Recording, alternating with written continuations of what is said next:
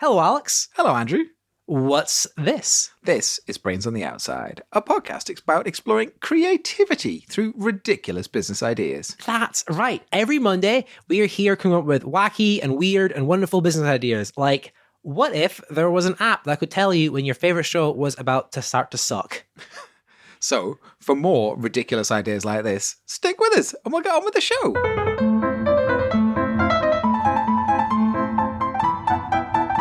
So, Andrew, this week, we've had a reader letter in.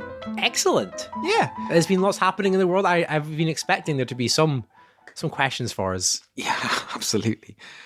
So, this week, Michael G. and Rishi S. have written to us, and they have a very particular type of problem. Okay. There is somebody living in a house that they want to move into. And it's time for that person to move out. Right. And they won't. They won't go. They won't go. Wow, that's so, pretty poor behavior. Short of calling in the eviction services and the bailiffs, they want to know if we've got any ideas or we know of any businesses that might help them to remove somebody from a place that that person doesn't want to come out of. Did Rishi or Mike give us any more information about themselves? No. That's okay. That's it. It's weird. Yeah. Well, I'm glad to help. You know, it is difficult. Have you ever been in a situation where people didn't want to leave your house after a party or anything? Yeah, man. Yeah, definitely. Like, I have a friend who once threw up in a bathtub and refused to admit that it was him, and also refused to leave. How do you get rid of them? In the end, I was just like, out. Okay, it's time to go. Let's go out.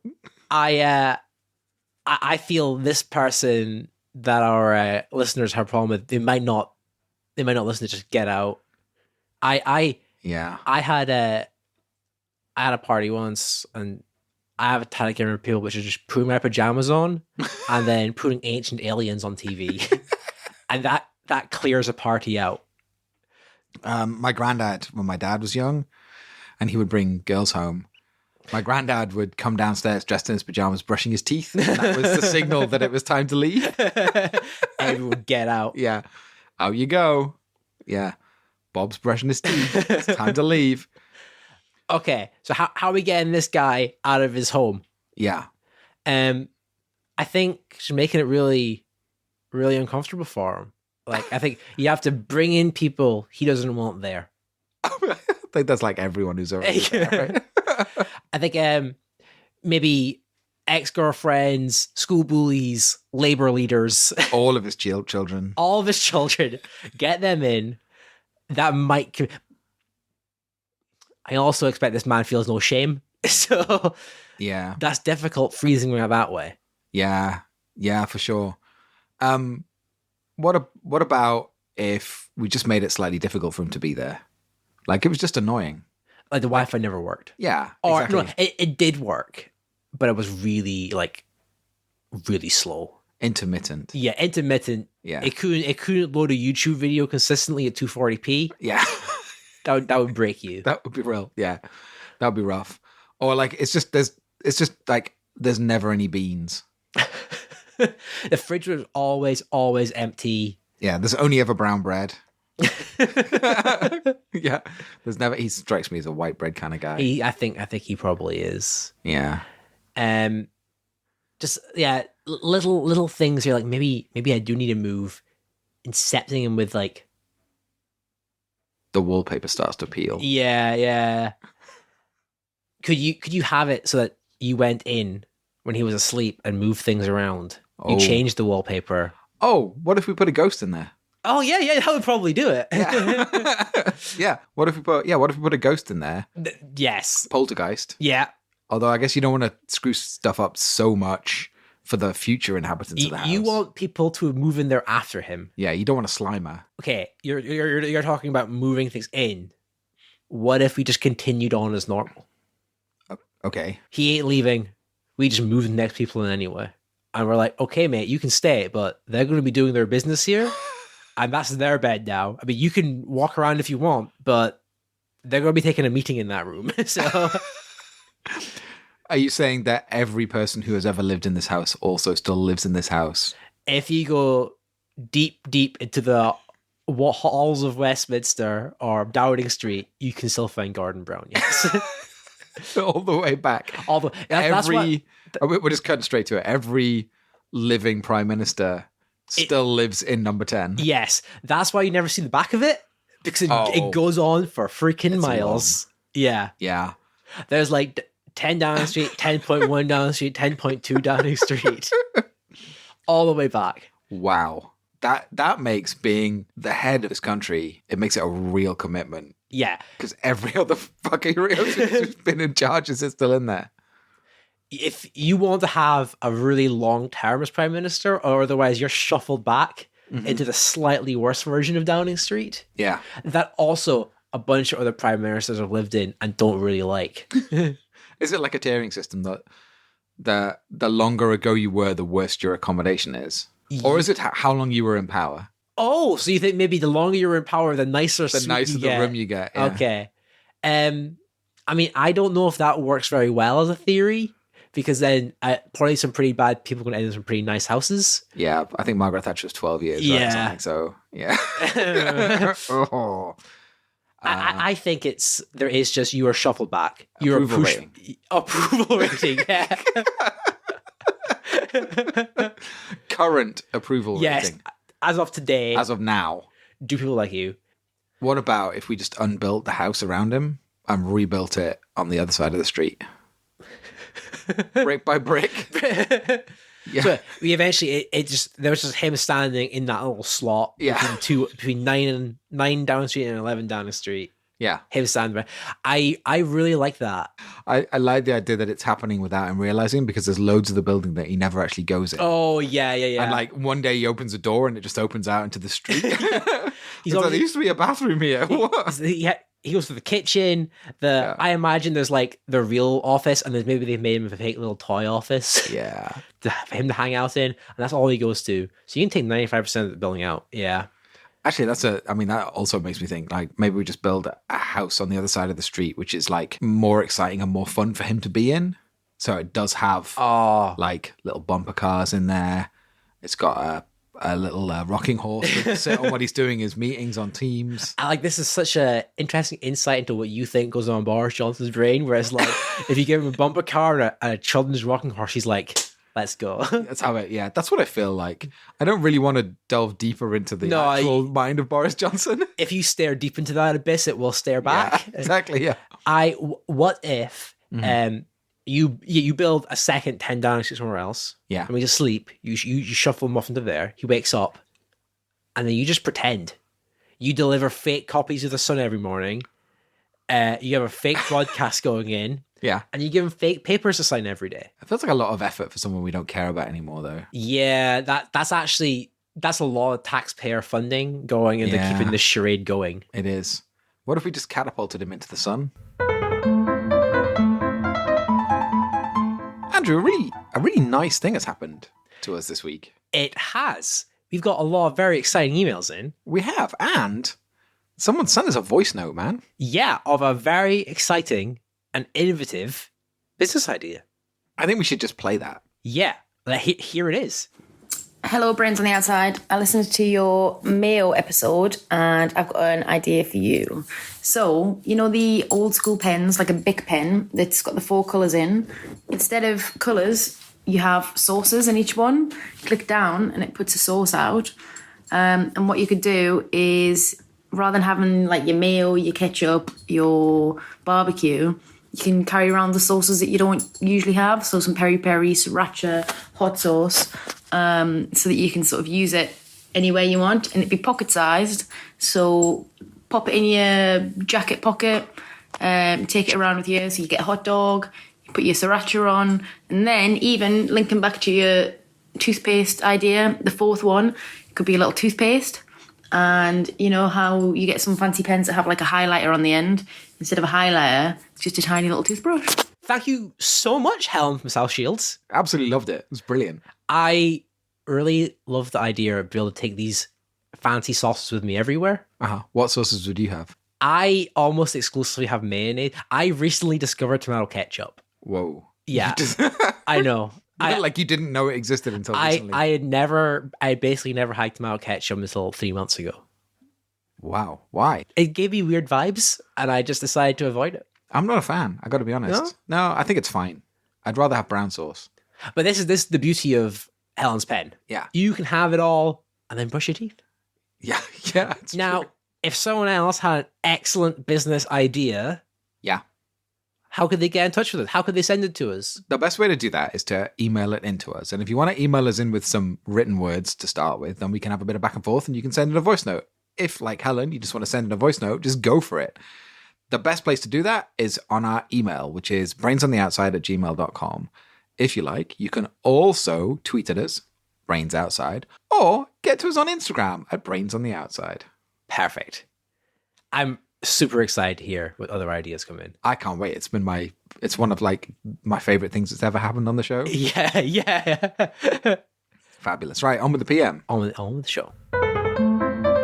So we have successfully got Boris out of Downing Street. Yeah. I'm a bit worried. We have. We've done it. I'm a bit worried though. We're going to enter the cycle again where more unsuitable people are in charge of this country. Can we think of a new system to implement to get the most worthy and most qualified person in charge? I mean, we can definitely do that because like democracy as it stands right now is broken. It's open to corruption. People are stupid. They vote for the wrong things. Just saying. It doesn't feel good. Nobody feels good about it at the moment. No one's happy about the choices that we're making. No. And I think if we just all take a breather, and implement what we can call for right now, if we get a better title, Democracy 2. Yeah. At least we should give it a shot. It can't get worse. So what about at the beginning of every year, we just randomly choose one person and they're in charge? For the whole year? The whole year. So you wake up one morning, you have a text, you're like, congratulations, sir / madam. You've been chosen as Prime Minister of the UK. Mm-hmm. Yeah. And can you do this from home? No, I think we move you into 10 Downing Street. A limo turns up, picks you up, drives you down, gives you a little briefing in the car on the way down. This is what you have to do now for the next year. Job's yours. Can you, do you opt into the system? Is it a lottery? Do you opt out? Do you opt in? How do you get involved? No, because like I feel like people who opt in to being a politician are automatically people who should not be running the country. Right. That's a good point. Yeah. I feel the slight flaw in this plan, again, is we're not being very fair. We're putting all our eggs in one basket and there's one person. What if everyone got to be the Prime Minister? What, for just a short period of time? So over the course of the 5 years, the term, you get an equal share of Prime Minister time.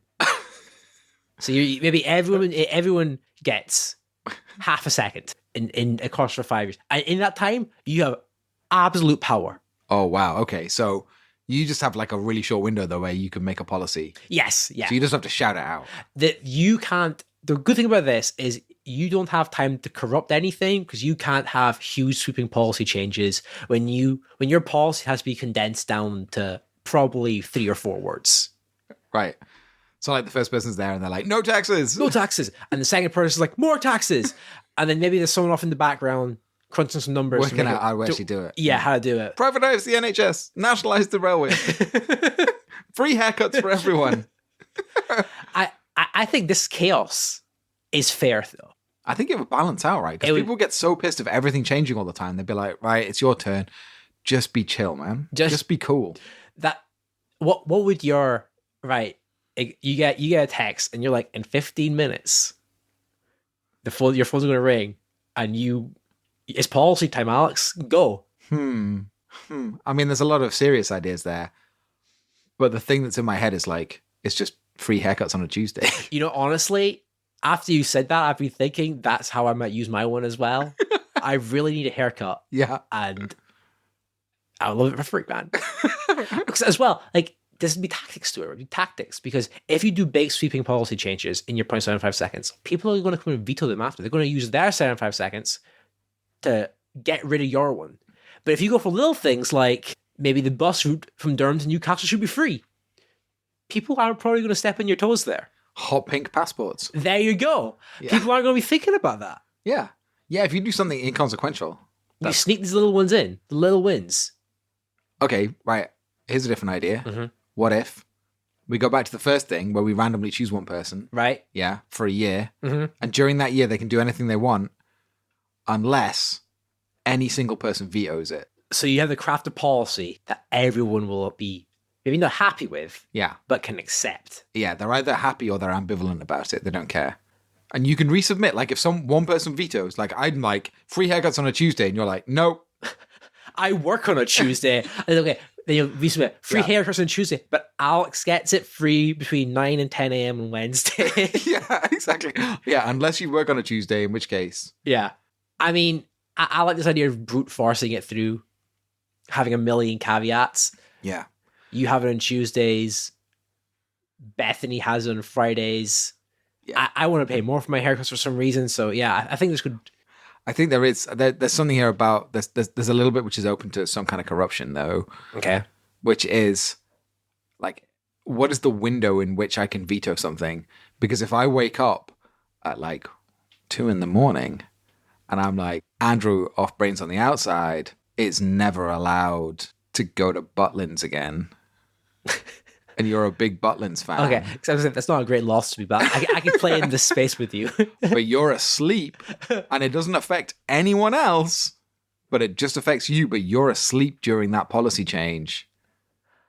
Okay, what if it's always the same time? Oh, okay. Televised live to the nation, 6 p.m. You get one thing a day. You get one thing a day. You read your little thing out. Yeah. And then there'll be a hashtag associated with it, and everyone tweets a hashtag, you're done. Yeah. Okay. You have 24 hours to rewrite it. Yeah. Just like no hashtag nope.